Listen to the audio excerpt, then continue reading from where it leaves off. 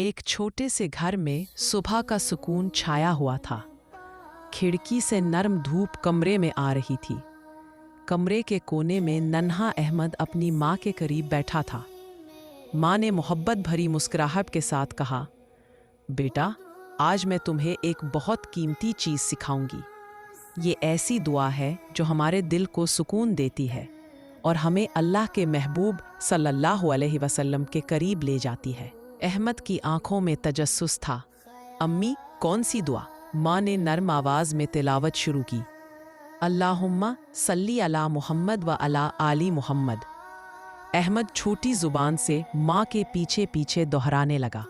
कभी अल्फाज में रुकावट आती तो माँ प्यार से उसकी ज़ुबान सीधी करती और कहती, आहिस्ता बोलो बेटा, दिल से पढ़ो।